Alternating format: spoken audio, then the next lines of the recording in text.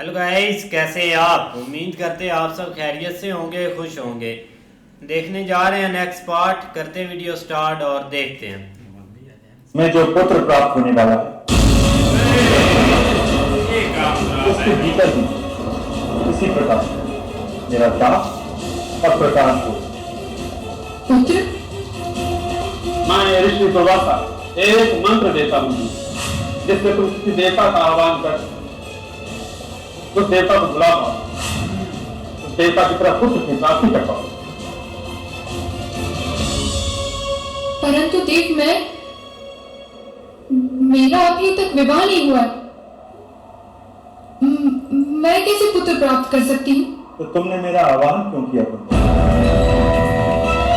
मुझसे भूल हो गई देव। और भूल का फल भी तुम्हें ही भुगतना होगा क्योंकि पुत्र तो तुम्हें अवश्य प्राप्त होगा।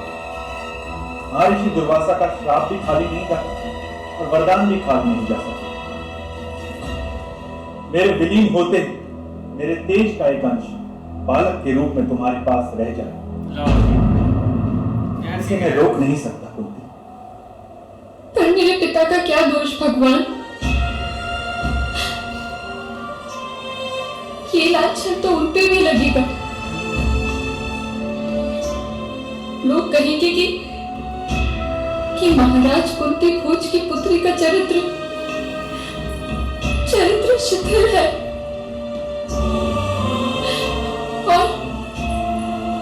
और लोग तो ये भी कहेंगे कि यदि कोई राजकुमारी विवाह से पहले पुत्र प्राप्त कर सकती है तो फिर सब कर सकते हैं।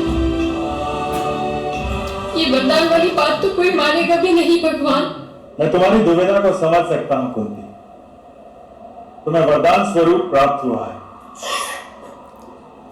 मैं भी तुम्हें यह वरदान देता कि पुत्र प्राप्त होने के बाद भी तुम कुमारिका रहोगे।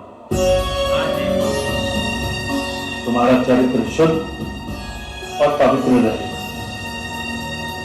अपने इस वरदान को नतमस्तक स्वीकार।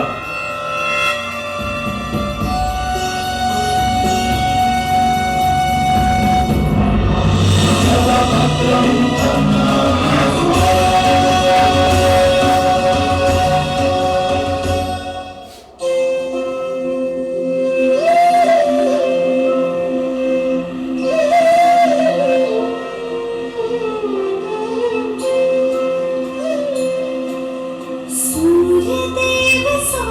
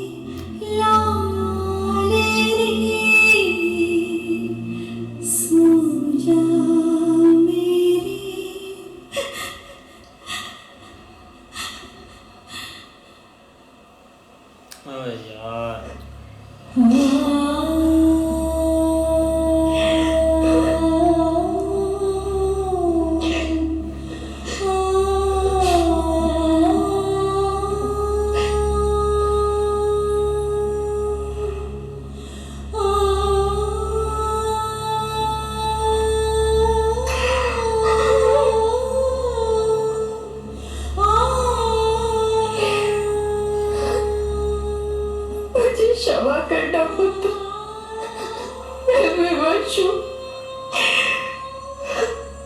मैं अपने कारण अपने पिता को लोकपावाद का भागी नहीं बना सकती। मुझे क्षमा करना।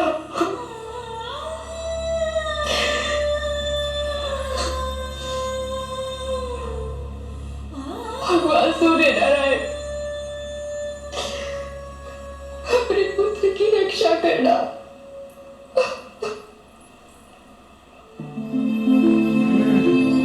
करेंगे भाई।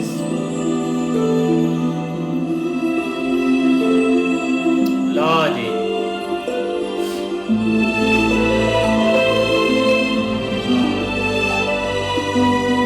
रक्षा मेरे पुत्र की चिंता मत करो कुंती, उसे मेरा रक्षण प्राप्त। मैंने उसे दिव्य कवच और कुंडल प्रदान किए। जगत की कोई भी शक्ति उसके इस कवच को भेद नहीं पाई। उसके कुंडल का प्रकाश उसके जीवन के अंधकार को भेद दे, उसे मार्ग दिखे।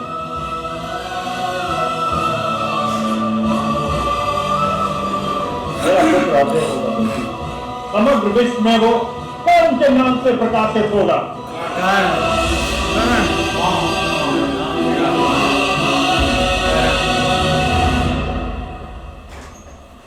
ओए प्यारा बच्चा।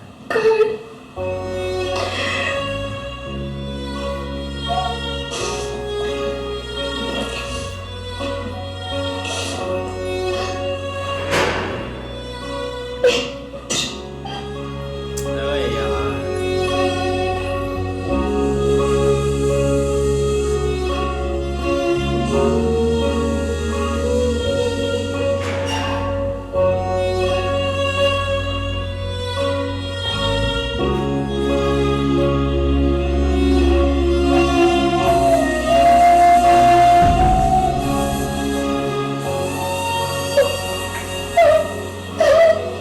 ना यार।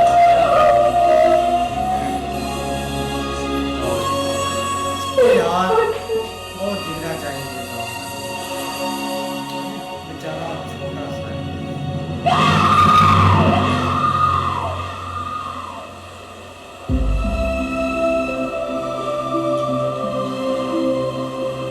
भूतकाल को भूल जाइए राजकुमारी। अतीत के स्मरण इन बादलों की भांति आपके भविष्य को अंधकार में ले जाएंगे।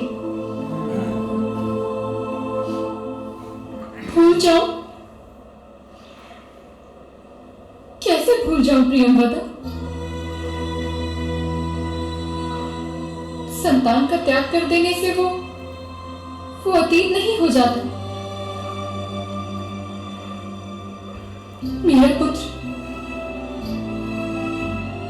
मेरा पुत्र अवश्य कहीं ना कहीं जीवित है, और जब तक वो जीवित है वो मेरा वर्तमान ही है। पर इस बात को हृदय में गुप्त रखने में ही लाभ है राजकुमारी। किससे? अपने होने वाले पति से?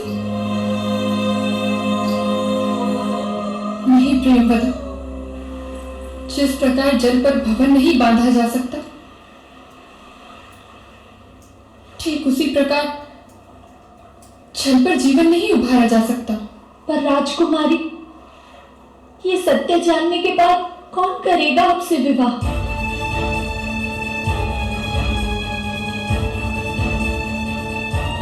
कोई तो होगा, कोई तो होगा जो मेरी भूल को मेरा परिचय ना समझे। कोई तो होगा जो मुझे मेरे अतीत के साथ स्वीकार करेगा।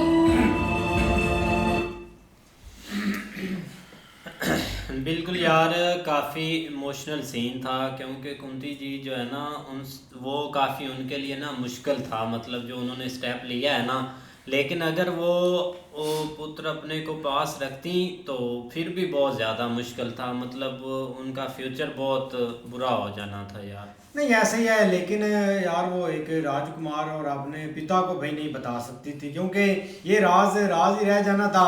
लेकिन मुझे लगता है कि वो मिसअंडरस्टैंडिंग से, मतलब कि उन्होंने एक यूज़ किया मंत्र और बोला शायद होता है कि नहीं, लेकिन वो भाई करना पड़ा, लेकिन ये चीज़ भाई हो ही गई।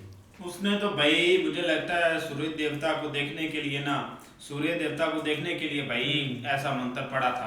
उसे क्या पता था, बाद में जब भाई उसकी उस पुजारी की बातें उसको याद आई है ना, तब उसे पता चला कि आखिरी बात जो उन्होंने कही थी कि एक पुत्र प्राप्त होगा उससे तुम्हें, वो तब याद आई है उसको। तब भाई उसे भूल हो चुकी थी वो। भाई पुजारी ने तो सही बात बोली थी, लेकिन इसके अपना मन में यही था कि पता नहीं ये काम होगा कोई या नहीं होगा। तो भाई वो जब इसने किया है तो वो सारा कुछ हो गया, लेकिन अब बेटा भी हो गया, लेकिन अब भाई वो उसको ना उसको छोड़ने के लिए तैयार है तो ना उसको पास रखने के लिए। लेकिन जब भाई जिसने बेटा दिया है उसने बोला कि आप इसको छोड़ दें, मैं इसका रखवाला मैं हूँ, मैं इसको संभाल लूँगा। इस तरह ही उसने भाई कहा, अपना सूरज देवता जो है ना, उसने कहा कि ये मेरे अंडर में है, इसकी रखवाली करना या इसकी हिफाजत करना मेरा काम है, आप इसकी चिंता छोड़ दें। लेकिन उसने तो भाई नदी में बहा दिया, लेकिन फिर भी अभी वो चिंता कर रही माँ है ना। लेकिन भाई उसने जो ये काम किया ना, उसने कहा कि मेरे वालिद जो है ना वो एक महाराजा है, उसकी इज्जत पर भाई दाग आएगा, जिसकी वजह से भाई ये काम करना पड़ा उसे। नहीं बिल्कुल ऐसी है, लेकिन अब देखो भाई वो किस हालत में है वो तो आगे पता चलेगा। लेकिन यहाँ पे उसको यही एक तसल्ली दी जा रही है कि आप किसी के साथ जिक्र ना करें, लेकिन वो चाहती है कि मैं अपने जो हस्बैंड है ना उसके साथ ज़रूर बात करूँगी। अब देखो। हाँ जी भाई, देखते हैं नेक्स्ट, तब तक के लिए गुड बाय, टेक केयर।